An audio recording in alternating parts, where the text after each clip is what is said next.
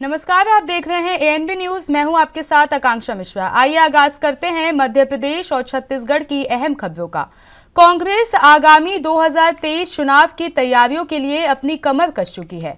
अपने प्लान को लेकर मुख्यमंत्री भूपेश बघेल का आज दिल्ली दौरा रहा।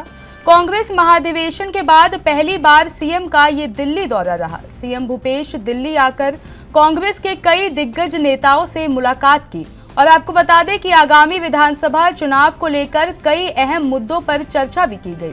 दिल्ली में मुलाकात के बाद सीएम भूपेश ने क्या कुछ कहा, सुनिए।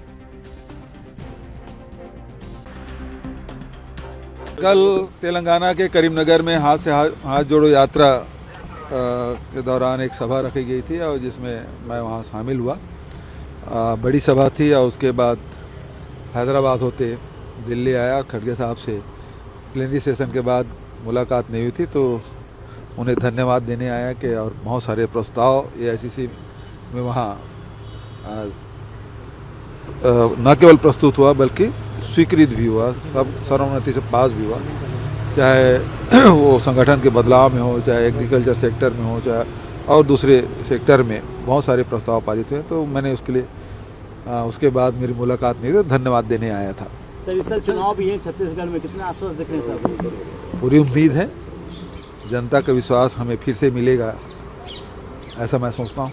सर, राहुल गांधी जो है उनके ऊपर लगातार सरकार की तरफ से हमले किए जा रहे हैं। जो लंदन में उन्होंने कोई बातें कही, उनको लेके कभी उनको कहा जा रहा है कि इन्होंने बाहर के लोगों के साथ हाथ मिला लिया है, कोई उन्हें कह रहा है कि जो है ये फॉरेन सॉइल पे जाकर ऐसी बात करते हैं, ये देश की यूनिटी के लिए खतरा बन गए हैं।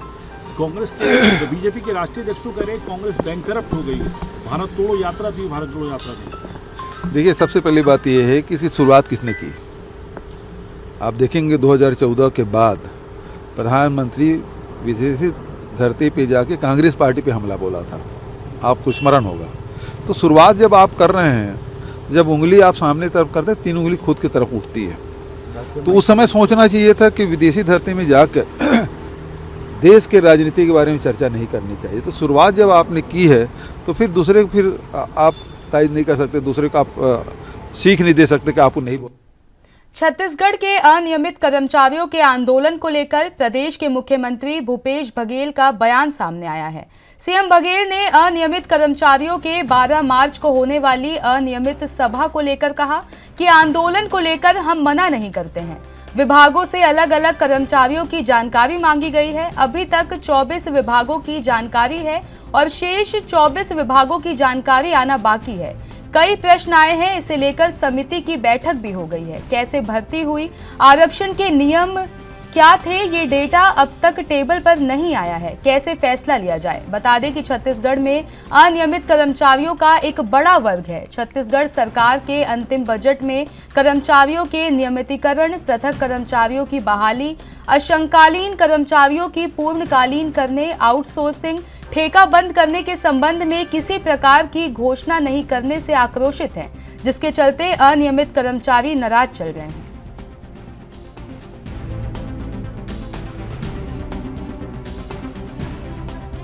अभी तक के जो विभिन्न विभागों से संविदा कर्मी,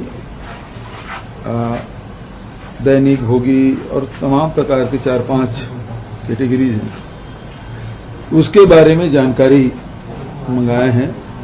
समिति बनी है, उसकी 2 बैठकें हो चुकी है। 5 प्रश्न सभी विभागों को दिए गए हैं कि उनकी नियुक्ति कब से हुई है, किस किस इसमें है, तनख्वाह कितने की है, 4-5 सवाल उसमें पूछे गए हैं। अभी तक के आधे विभाग के, लगभग 24 विभाग के जानकारी शायद आए, या 22 या 24 विभाग के, और उतने विभाग के जानकारी नहीं आई है। जब जानकारी आई ही नहीं है विभागों से तो निर्णय किस हिसाब से लोगे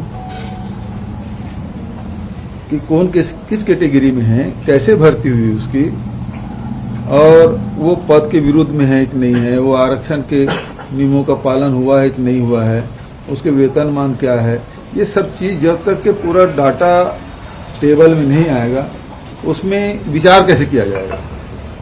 तो अभी तक के विभागों के द्वारा पूरी जानकारी नहीं दी गई है। तो जब जानकारी आए शिवपुरी में टाइगर छोड़ने पर सीएम शिवराज का बयान सामने आया है। एमपी आज टाइगर, लेपर्ड, घड़ियाल, वल्चर और चीता स्टेट है। साथ ही उन्होंने कहा कि प्रधानमंत्री मोदी जी ने कहा था कि मध्य प्रदेश अजब है, गजब है और सजग भी है। प्रदेश सजगता के साथ प्रत्येक क्षेत्र में काम कर रहा है। माधव राष्ट्रीय उद्यान में वन्य प्राणियों के संरक्षण और पर्यटन की संभावनाओं को नई उड़ान प्रदान करने के लिए आज वहां बाघ छोड़े जा रहे हैं। और क्या कुछ कहा, सुनिए। प्रधानमंत्री जी ने कहा था मध्य प्रदेश अजब भी है, गजब भी है और सजग भी है। सजगता के साथ मध्य प्रदेश लगातार हर एक क्षेत्र में काम कर रहा है। आज मध्य प्रदेश टाइगर स्टेट है, लेपर्ड स्टेट है, घड़ियाल स्टेट है, वल्चर स्टेट है, चीता स्टेट भी है। आज माधव राष्ट्रीय उद्यान में वन्य प्राणियों का संरक्षण, उसके साथ साथ पर्यटन की संभावनाओं को, जिसकी वहां पर्याप्त संभावनाएं हैं, उनको नई उड़ान प्रदान करना है। और इसलिए आज शिवपुरी जिला मुख्यालय से 12 किलोमीटर दूर माधव नेशनल पार्क में बाघ रिलीज किए जा रहे हैं। श्री ज्योतिरादित्य सिंधिया जी, केंद्रीय हमारे मंत्री यशोधरा जी, स्थानीय सांसद जी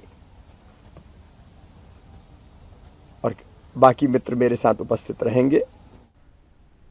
मध्य प्रदेश में सवाल जवाब की सियासत तेज हो गई है। सीएम शिवराज सिंह चौहान ने कमलनाथ से फिर सवाल पूछा है। उन्होंने कहा कि बेटियों की निशुल्क शिक्षा का वादा क्यों नहीं पूरा हुआ, सत्ता में आते ही इसको क्यों बंद किया गया।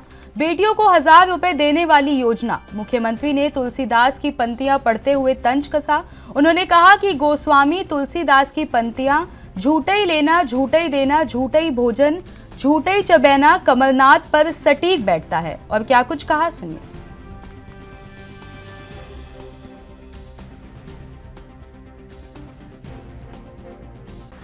कमलनाथ जी से मैं आजकल रोज सवाल पूछ रहा हूं। तुलसीदास जी की ये पंक्तियां मुझे याद आ रही हैं क्योंकि कमलनाथ जी पे सटीक बैठते हैं। झूठे ही लेना, झूठे ही देना, झूठे ही भोजन, झूठ चबैना। उनका झूठ ही लेना और झूठ ही देना होता है।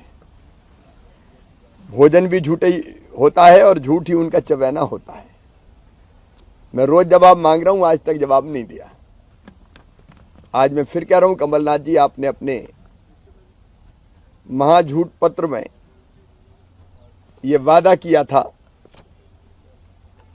कि देवी अहिल्याबाई होलकर निःशुल्क शिक्षा योजना शुरू करेंगे, जिसके तहत बेटियों को फ्री शिक्षा और रियायती दरों पर 2 पहिया वाहन के लिए ऋण दिया जाएगा और आरटीओ से निःशुल्क वाहन का रजिस्ट्रेशन होगा।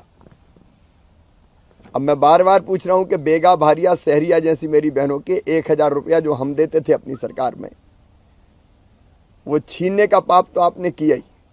छत्तीसगढ़ में शराबबंदी के प्रयासों में फिर तेजी दिख रही है। शराबबंदी की रणनीति और योजना का अध्ययन करने अफसरों की टीम बिहार के लिए रवाना हो गई। ये टीम दिल्ली होते हुए पटना जाएगी, जहां पर शराबबंदी की योजना को समझा जाएगा। उसके बाद आने वाले दिनों में ये टीम मिजोरम जाएगी और वहां भी इसका अध्ययन करेगी। फिर कमेटी इसकी रिपोर्ट बनाकर सरकार को सौंपेगी। इसके बाद शराबबंदी को लेकर कोई निर्णय लिया जाएगा। आबकारी मंत्री कवासी लखमा ने मीडिया से बातचीत करते हुए कहा कि मैं मुख्यमंत्री भूपेश बघेल को बधाई देता हूं कि उन्होंने विधानसभा में शराब को लेकर घोषणा की। उन्होंने कहा कि शराब एक सामाजिक बुराई है, इसे खत्म करना है। ये किसी एक पार्टी की बात नहीं है। राज्य के सभी दलों को शराबबंदी को लेकर राजनीति और पार्टी से ऊपर उठकर सोचना चाहिए, चाहे वो बीजेपी का विधायक हो या बहुजन समाज पार्टी का। सभी को छत्तीसगढ़ के लिए सोचना होगा। इसमें समाज और मीडिया की भी भूमिका होनी चाहिए।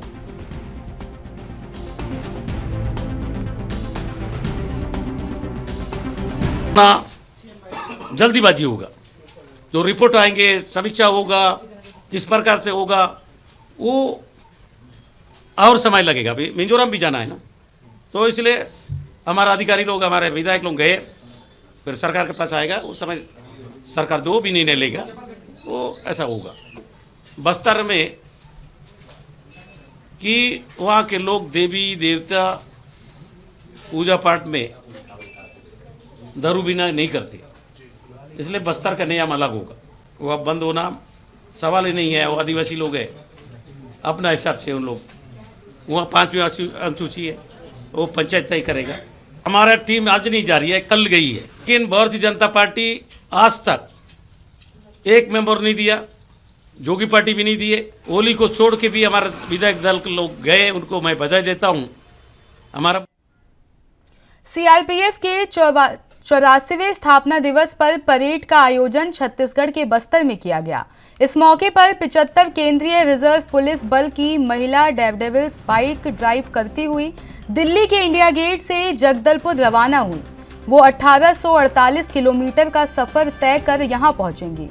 महिला सशक्तिकरण का मैसेज देते हुए ये यात्रा कई राज्यों से होकर गुजरेगी। बाइक रैली 25 मार्च को जगदलपुर में समाप्त होगी, जहां केंद्रीय गृह मंत्री अमित शाह की उपस्थिति में उसी दिन सीआरपीएफ दिवस पर परेड आयोजित है। इस परेड की शुरुआत नई दिल्ली के इंडिया गेट में विदेश राज्य मंत्री मीनाक्षी लेखी ने की। उन्होंने फ्लैग दिखाकर बाइकर्स को रवाना किया। इंडिया गेट से जगदलपुर तक 1848 किलोमीटर की ये रैली 5 राज्यों को कवर करेगी, जिसमें दिल्ली होते हुए उत्तर प्रदेश, मध्य प्रदेश, महाराष्ट्र से लेकर छत्तीसगढ़ पहुंचेगी।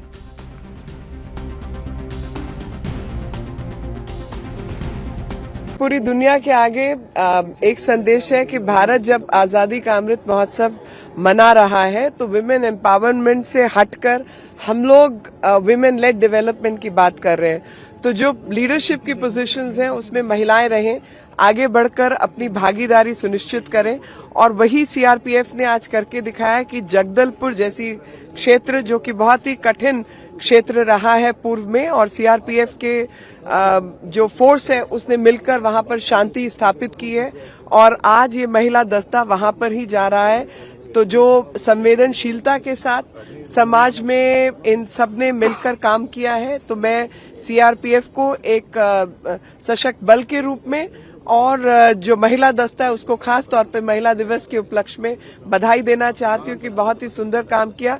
और एक आप सबके माध्यम से पूरी देश दुनिया को बताना चाहती हूँ कि 2469 मेडल सीआरपीएफ को मिले हैं, और जब इतने अधिक मेडल किसी एक बल को मिलते हैं तो समझिए कि बहुत ही बलिदान और खून और पसीने से सींचकर ये मेडल सीआरपीएफ ने कमाए हैं, और देश के रक्षक हैं हम, सिर्फ कहने के लिए नहीं बल्कि करके दिखाने वालों में हैं।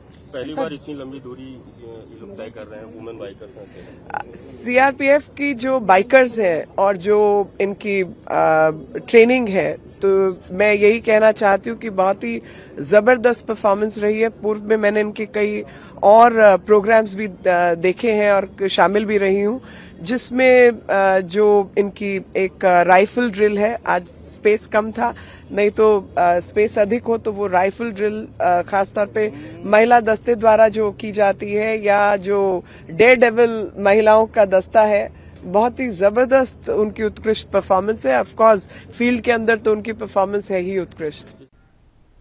वक्त हो गया एक छोटे से ब्रेक का, हाजिर होंगे ब्रेक के बाद।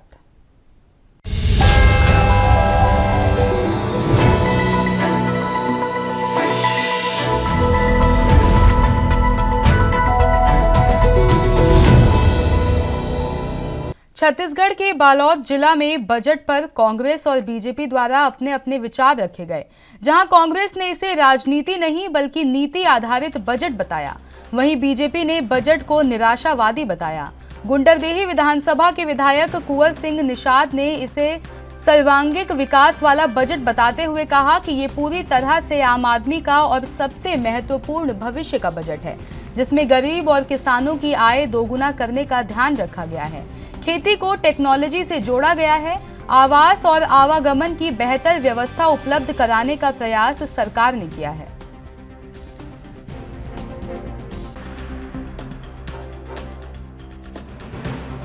रूप से जैसा कि कहा गया था कि भरोसे का बजट आने वाला है। ये जो बजट है वो भरोसे का ही बजट है। इसमें बहुत सारे जन कल्याणकारी कार्यों के साथ साथ हमारे आंगनबाड़ी कार्यकर्ता, सहायिका, मिड डे मील के रसोइया, कोटवारों का, ग्राम पटेलों का, सभी का मानदेय बढ़ाया गया है। सबसे ज़्यादा बजट में प्रावधान स्कूल शिक्षा के लिए किया गया है, जिसमें 101 नए आत्मानंद स्कूल खोले जाने हैं और साथ ही राजीव गांधी किसान न्याय योजना के लिए 6800 करोड़ रुपए का जो प्रावधान रखा गया है एक मील का पत्थर साबित होगा। अभी जो छत्तीसगढ़ के कांग्रेस के मुख्यमंत्री भूपेश बघेल द्वारा जो बजट प्रस्तुत की गई है वो काफ़ी निराशाजनक है। यहाँ पर उन्होंने सभी वर्गों, चाहे युवा हो, महिला हो, चाहे किसान मजदूर हो, सभी लोगों को उन्होंने ठगने का काम किया है। जैसा कि हमको एक उम्मीद थी कि बालोद जिले के हिसाब से भी यहाँ के लिंक नहर, मेडिकल कॉलेज एवं कृषि महाविद्यालय के लिए यहाँ पर कुछ हमको इस जिले को प्राप्त होगी, लेकिन यह बजट मात्र बीजेपी के टारगेट किलिंग के आरोपों को लेकर कांग्रेस संचार प्रमुख सुशील आनंद शुक्ला ने पलटवार किया। उन्होंने कहा कि प्रदेश से भारतीय जनता पार्टी मुद्दा विहीन हो गई है और भ्रम फैलाकर राजनीति करना चाहती है। 15 सालों तक भारतीय जनता पार्टी के सरकार के समय हमारे 118 से अधिक नेताओं की हत्या हुई थी। 32 नेताओं की झीरम में हत्या हुई थी। भारतीय जनता पार्टी के 1-2 नेताओं की हत्या हुई है, निश्चित ही है वो निंदनीय है।